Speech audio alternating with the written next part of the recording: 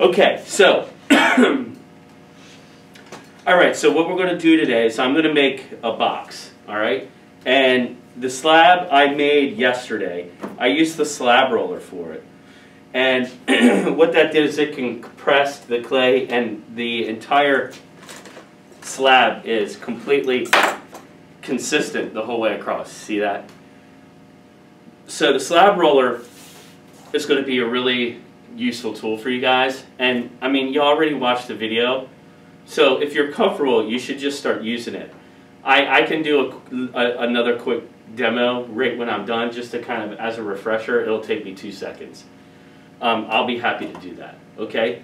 But from here on out, any type of slab that you want to make, if you want to use the slab roller, you should use it, including like if you're going to do soft slab, and you know, anything you need a slab for. Just whoever is working there, that's usually Johnny's station. Maybe you can use my station. I'll clean it up today and sanitize it. Maybe you can work up here. Does that sound like a plan? And then we can keep that station open for anyone who wants to use a slab roller. Okay? All right. So for this little box, this is actually pretty thick. We probably don't need this much material, but I'm just going to move forward anyway. I think the slabs that I made for you guys is a little bit thinner, but we might just want to stretch it out a little bit. So the other thing too that you want to look for is you want to make sure that there aren't any cracks in your slab. If there are, you want to cut them out right away. When your slab gets really stiff, it's really easy for these cracks to continue through the entire slab. If you have one of these cracks in your vessel shape, it will continue. It won't stop. All right? So the hardest thing with these, you know, hard slab, where your slab is a lot stiffer, is you really need to pay attention to your bond. Okay? Especially in your corners. Right? If you don't have a good bond, it can start to crack. And once it starts to crack, it does not stop. It's easier just to make a new one. So with that said, what you're going to need today are some of these rulers. So we're just going to, and a square. I want these to be geometric. So I'm going to ask you, you know, to make sure that your measurements and everything is really exact. Okay, the more your shapes are consistent, then the more geometric and the more consistent your overall form will be. So I'm just going to do something really quick. I'm going to do something kind of small. It's not that big of a deal. And so what I'm going to do is I'm going to start with just a parallel line here. All right? And I'm just going to keep my dimensions with, you know, the slab size that I have. All right? So I'm not going to say, hey, I'm going to make something that's 6 by 6 by 6, you know. You know, you guys are just going to have your slab, and what you're going to need to do is just try to fit whatever it is you're making and utilize the slab that you've got. So, for example, if I have 10 inches here, I need 4 sides, right? So maybe I'll just, you know, do a 2 by 2 or a 4 by 4 or something, depending on how big this is. All right? You should have plenty of space. You should have, each of you should have about 16 inches, so you should be able to get something that's 3 or 4 inches wide in all of your dimensions. And then you just have to worry about your height. Okay? So, what I'm going to do first is I want to create a perpendicular angle just to kind of set everything straight and consistent. So I can use this little square here and okay, make my first cut. All right? Now, because this material takes sometimes a while to prep, this material is like really important to keep. All right, because these like little scraps and stuff can come in handy later in your process. So I would definitely keep everything. All right. Okay. So what I'm going to do is I'm going to make a quick box. I'll just make it like 8 inches. So I'll mark 8 inches there, and then I'll mark 8 inches here. Okay, and that will be my first parallel line. So I'm feeling pretty confident. I'm just going to make a cut. All right, so there we go. Whoops. Okay. Now, I can kind of make any dimension. So I think I'm just going to do like an 8 by 3, okay? So it's going to be a little bit taller and narrower, all right? If, you know, the more equal your dimensions become, the more cube it becomes. So if you want something taller, right, then you have to think about those dimensions. So, you know, something that's going to orient taller, you know, if I have 8 inches, then you don't want to go more than the median for your width. So I wouldn't go more than like 4 inches. Okay, does that make sense? Anything bigger than that, it's going to start looking more like a cube. Now I want mine to be more of like a vertical rectangle. So I'm going to go 4 inches here. All right, so every 4th inch, okay, I'm just going to make a mark, 12 and 16, 12, there we go, 12 and 16. And then I'll do that to the top. And the reason why I'm marking it like this is because I can keep all of my slabs together, right? So this is going to be a lot more efficient with the material I have. You don't want to sit and cut out like 4 separate rectangles. If you cut one large rectangle and then, you know, you cut each of your pieces right next to each other, that's a really efficient way to use your material, okay? So I'm just going to cut my shapes here. Okay, here's one. Oops. Now you want to try and make sure that your cut stays straight and that you keep your knife angle as perpendicular as possible.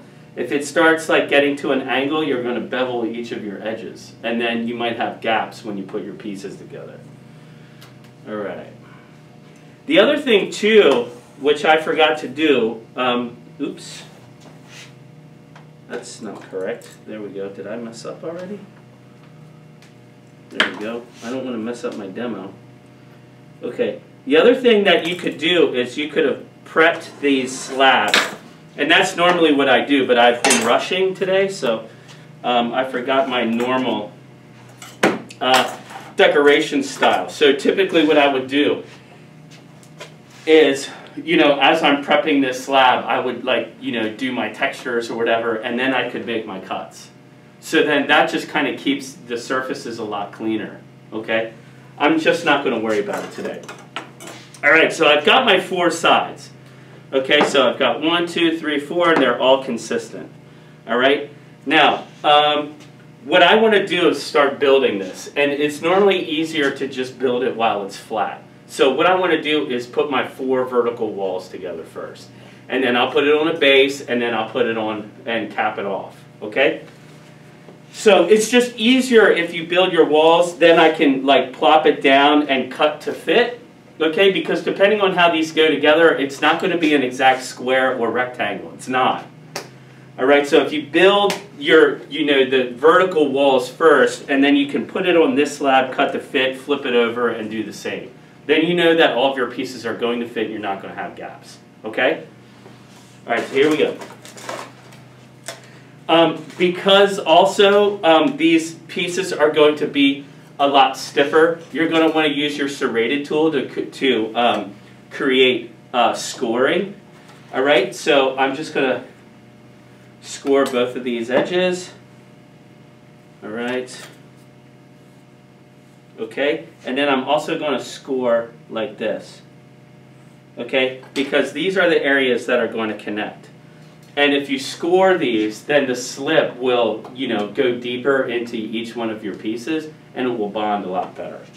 Okay. The other thing, too, that I want to point out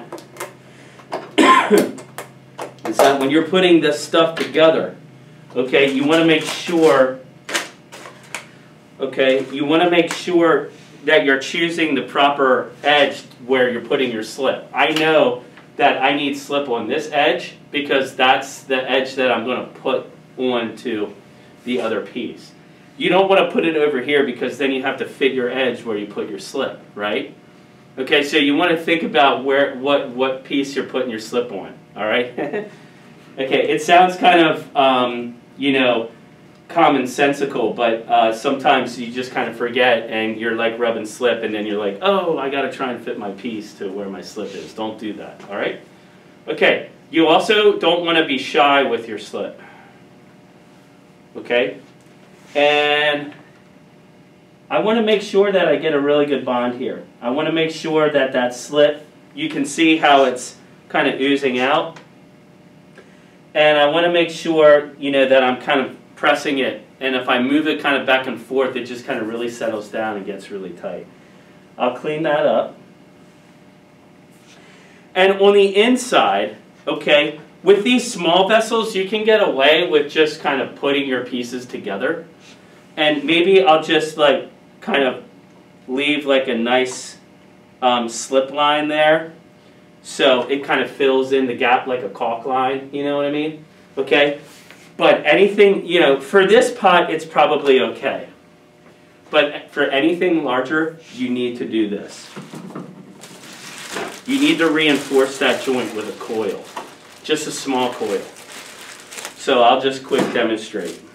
So for your larger pots, you're going to want to put a coil in here. It will most likely crack and fall apart. All right? Especially with really, really large pots.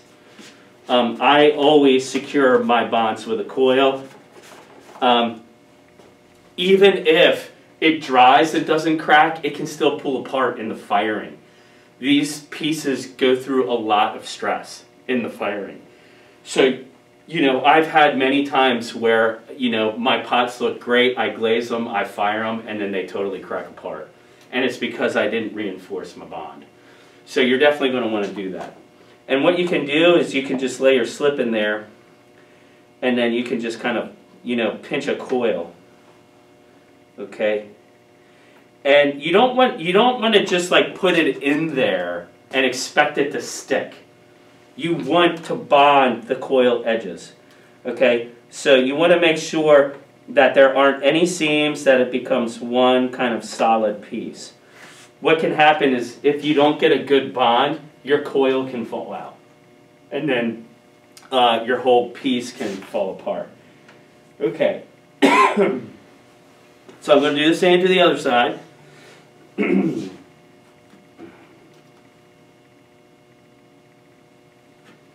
right. There we go. Okay, and you can see I want to keep it straight and vertical, make sure I get a good bond there, kind of clean that up. And then on the inside I would put a coil, okay? All right, for time purposes I'm just going to kind of move quickly here, all right? So there we go. And you just kind of push it in. You want to be sure not to, you know, damage your other pieces. You kind of want to be cognizant of, you know, how your hands are moving and where they're going. And you also want to keep the interior of your pot nice and clean. Like, people are going to look in there. It's a jar, right? We're making a lidded vessel. So when we pull it off and look inside, you don't want it to be all, like, icky in there, okay? So the craftsmanship on the interior is just as important as the exterior. Now, for the last piece, it's easier. Okay, I could just, you know, score both of my edges and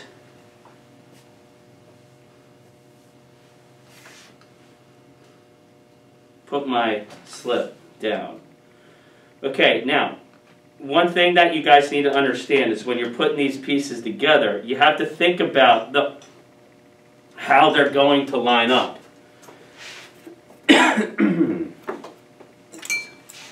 So, what am I getting at? If I've got these four pieces, okay, they all need to kind of line up with each other. All right, so there's a couple of configurations that you can do. All right, you can go to either side. I guess I should have made these the same size. That would have been a lot smarter. Okay, hold on.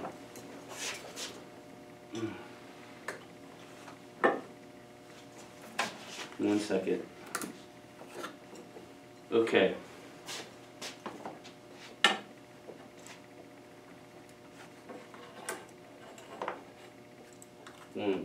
3.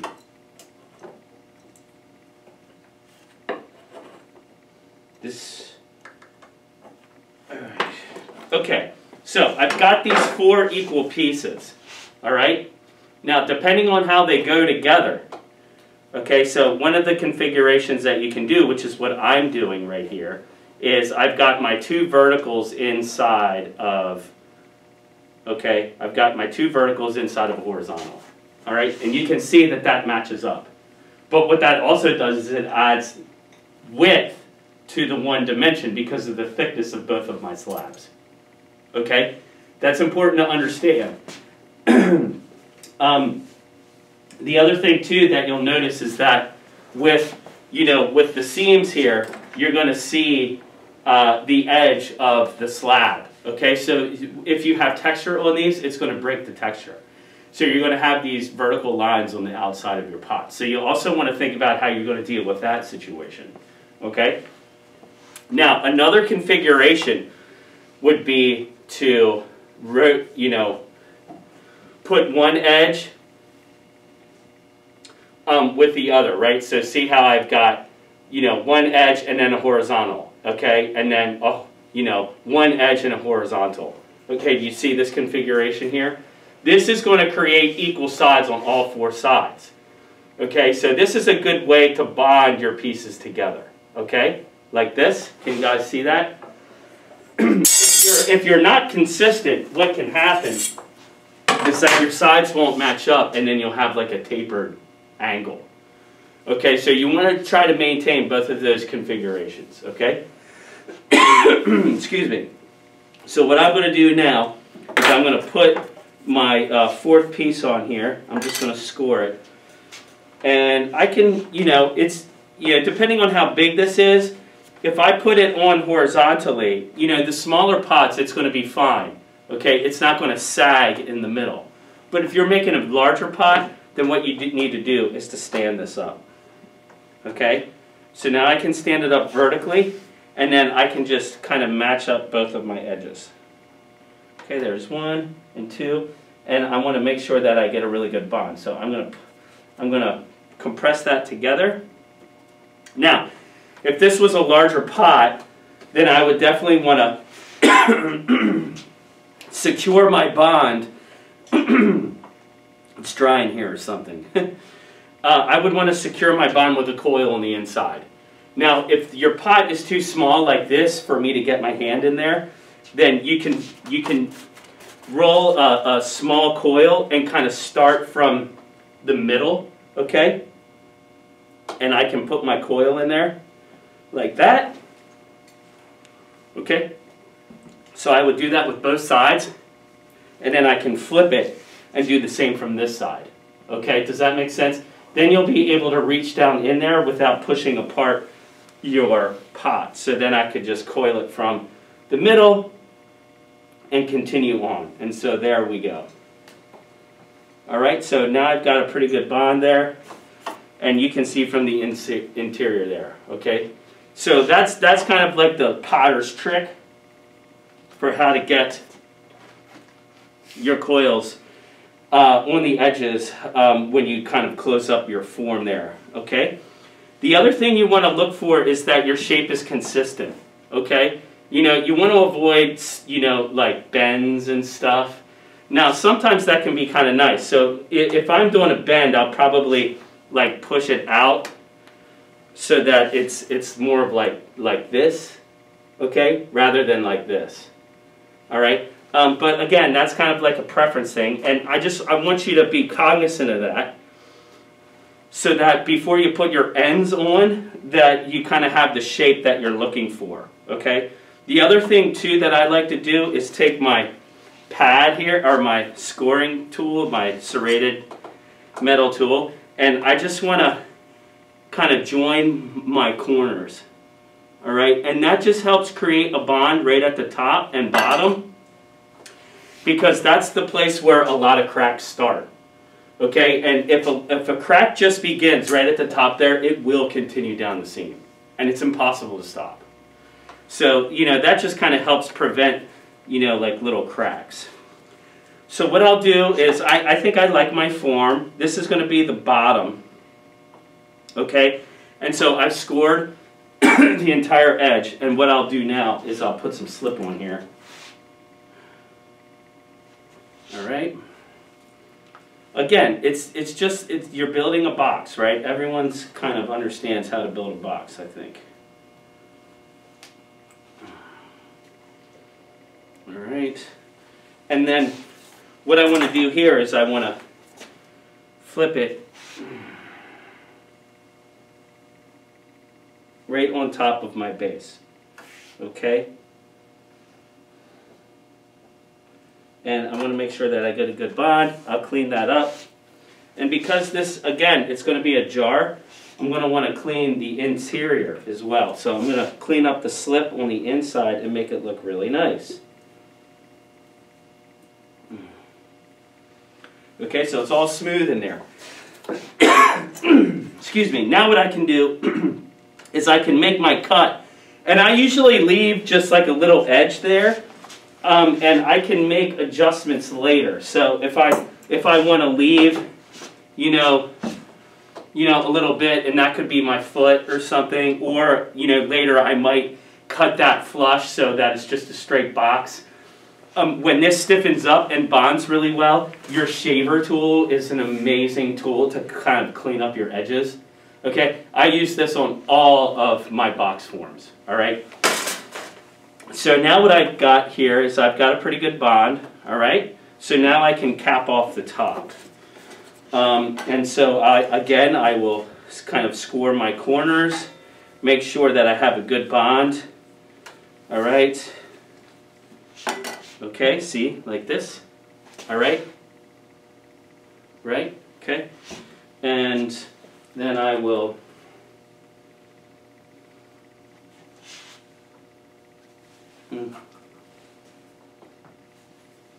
yay.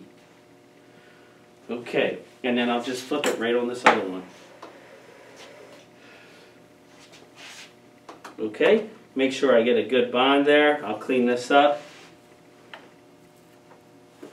Okay, and then I'll cut it. Yay. Okay, so I've got my box. And there we go.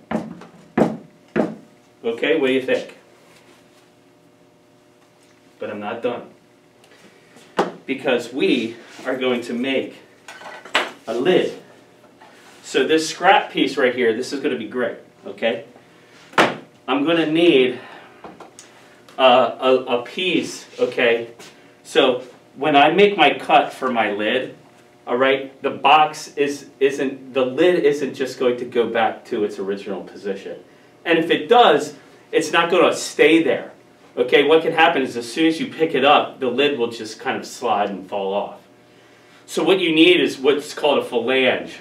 And you're going to need some sort of vertical, okay, to sit on the interior of the vessel so that it holds the lid on.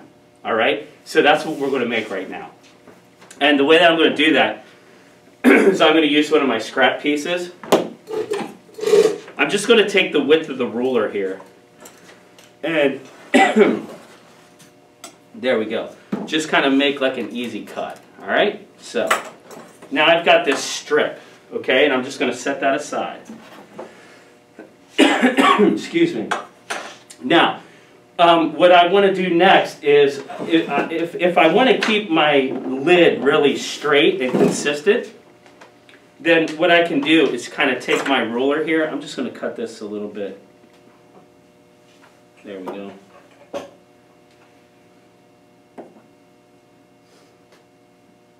Okay, bear with me, guys. I'm almost done. I know it's early. Okay. You guys are tired. You're so excited to get to your own box. Okay. So what you can do is, depending on how deep you want your lid, okay, then you can measure down. So let's say I want like 2 inches. I want like a 2-inch lid. Okay. Then I could measure from the bottom, or from the top, and just kind of put 2 inches there. I don't think I want a 2-inch lid. I think I want maybe 1.5 inches. Okay, so I'm going to do 1.5 inches. Okay, 1.5 inches. And if I just put 1.5 inches mark at each one of my corners, okay, then I can measure and cut. All right, and I'm just going to go for it, okay? Now, usually, have you ever heard of the measure twice, cut once rule? That would be my suggestion to you. But I'm living on the edge today, and I'm just going to go for it, all right?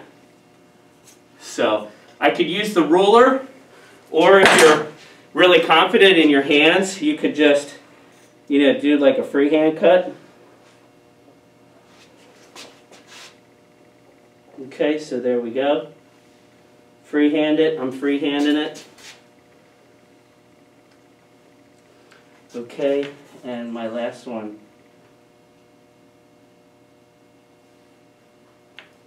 Now, my box is a little soft, and you want to try to just make one cut. You don't want to make two cuts like I just did. And there we go. Now, I've got my lid here. See that? And now what I can do is I can clean up all that slip. All right, and there we go. Now, many times what I'll do is, you know, I didn't really cut this very straight, so what I would do is, you know, maybe use my shaving tool and just kind of clean that up and make it look straight. This clay is really soft to use my shaving tool.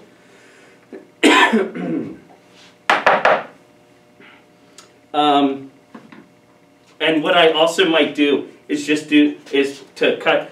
See how this edge, all right, I've kind of smeared the clay. So what I can do is also make like a little bevel cut like this. You know, just very slight and gentle. And that will allow the box, the flange to just kind of slip in there.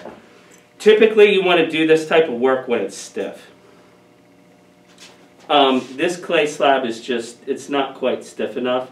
So normally what I would do is I would wait to perform all of these kind of, you know, touch-ups, okay? But for today, we're just going to charge forward. Okay, so here we go. Just make that a little bit more consistent. Okay.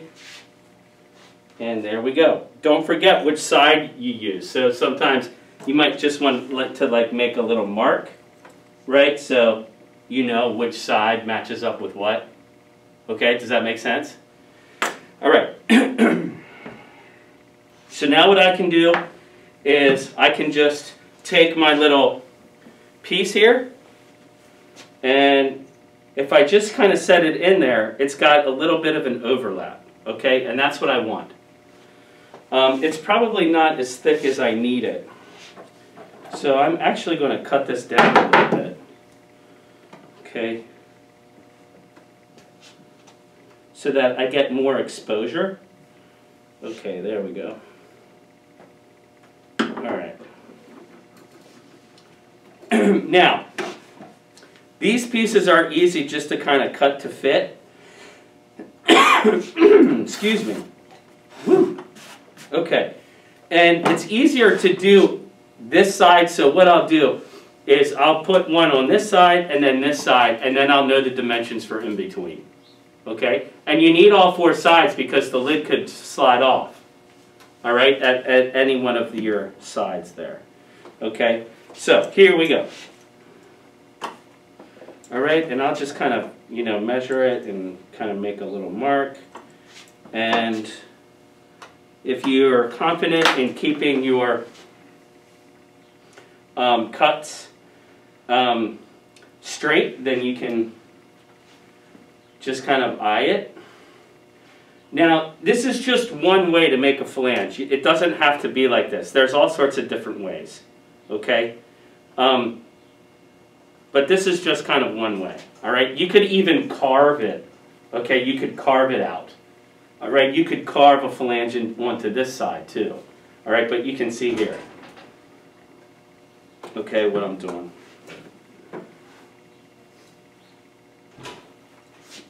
Okay, so here, let me bring it out here. Can you all see? So, did I just... Okay. There we go. Alright, and I'll just throw some slip into this. Okay. And then I'll make sure that I get a good bond. Okay, very good. Just like that. Okay, I'll clean up that slip. And, you know, when you go to put your box on, because this is a little bit on the soft side, so I'm kind of messing it up a little bit and changing its shape.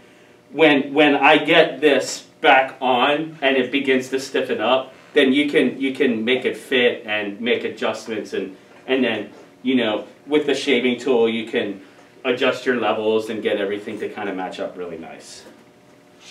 Okay, so here we go. So watch this. Okay, just going to make a little mark like that. Okay. Put some slip on there like so. And get it in there. Yay! Okay. Alright, and then one more.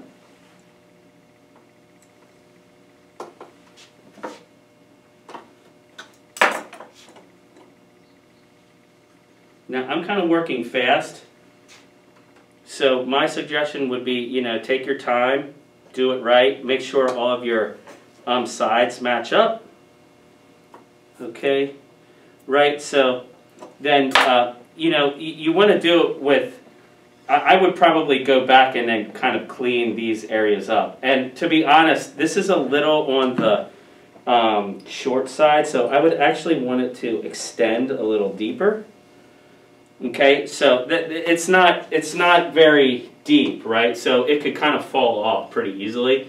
So you would want your phalange to be just a little bit deeper. Okay, so I've got these all together. I'm just going to, okay, just try to make this stuff kind of match up a little bit, make it look a little nicer. All right, I've got a pretty good bond there. I want to make sure that I clean up all of the slip so that when I go to put this back on, it doesn't stick.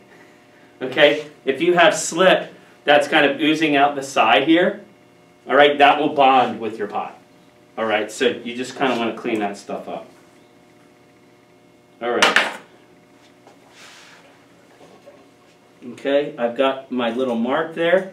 Okay, see, I've got my mark on the top and the bottom, so I know which side fits what.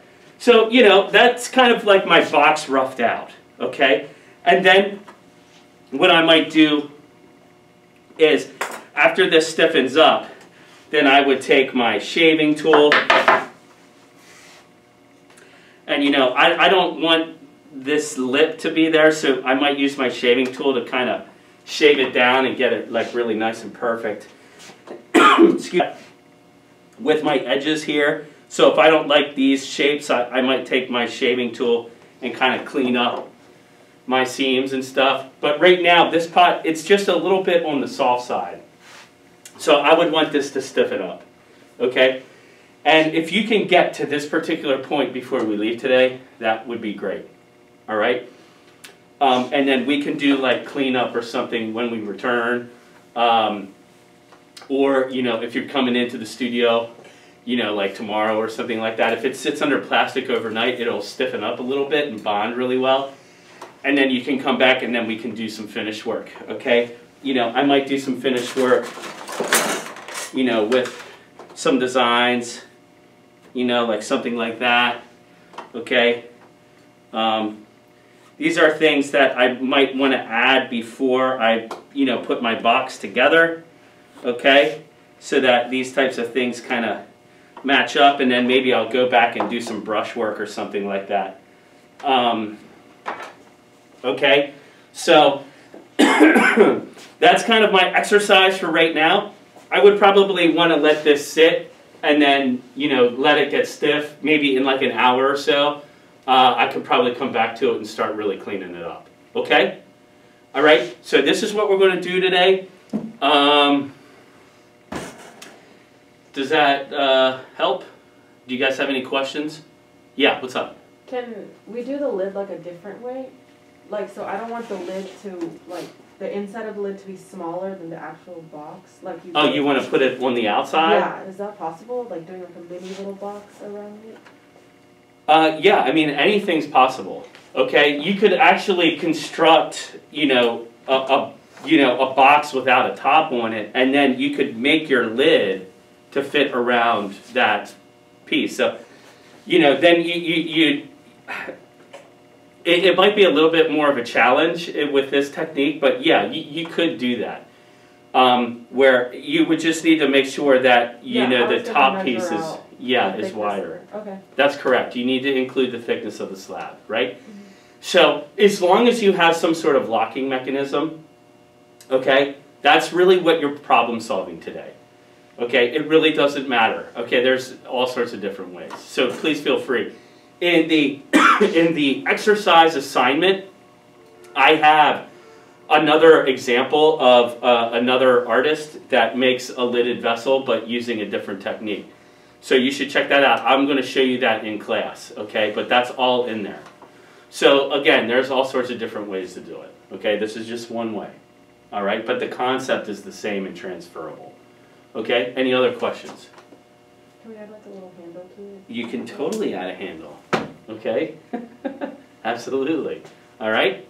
And, there's all sorts of ways to do that. So, there we go. Okay. Ooh. All right. Anything else? My lid, I just kind of pick it up like this. Oops, see, it's stuck. See? There we go. Okay. You guys ready? Excuse me. Then let's just get to work. Johnny, I will clean up my table, and then you can use this. Hold on a second. Did I press record? Please say I did.